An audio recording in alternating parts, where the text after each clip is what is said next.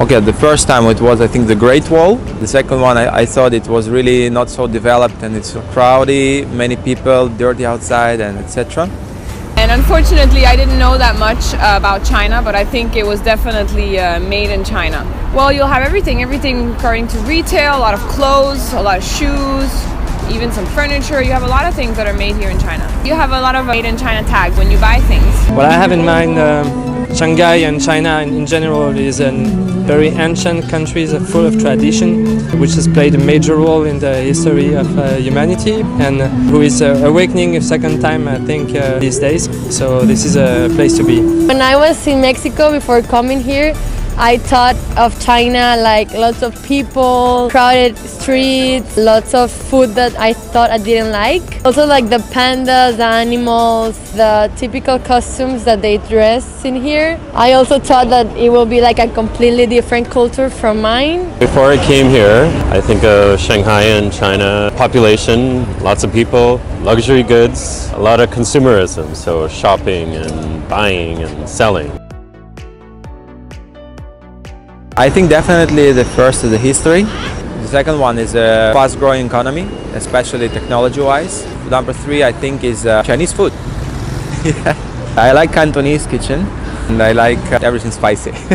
Everything has changed dramatically for me in terms of how I view China. I think it's, as much as China has its downsides, it definitely does. It has amazing things, and I think one of the main things that I view is innovation and technology and how fast it's developing here in China. It's a role model basically for everything that's going on, New Silicon Valley and everything, and I think that this is where the Western countries need to look at China. I think it's a mix of tradition and modernity.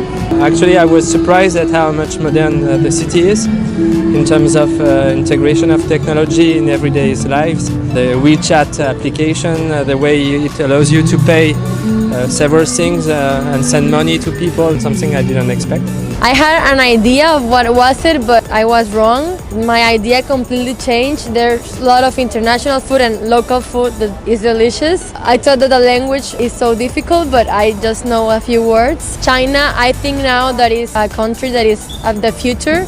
It's pretty much the same thing.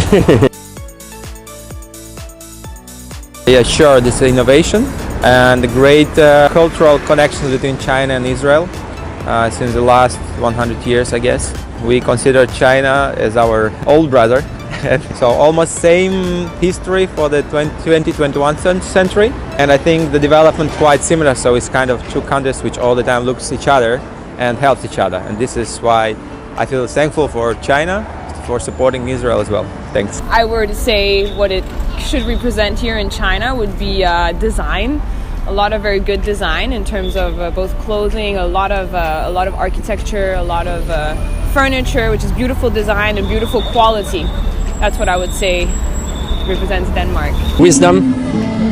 So we are enlightened population, I think, and in a world with political chaos, the old school way of thinking of France brings some rationality to complex matters, and is some kind of guide.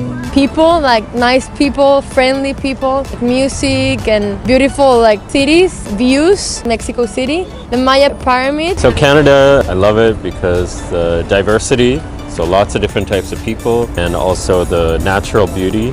I live in Vancouver, and so we have Stanley Park, we have English Bay right on the Pacific Ocean, and there's mountains like Whistler, which is a world-class ski resort. Then the biggest thing in Canada on the whole is the diversity and the freedom.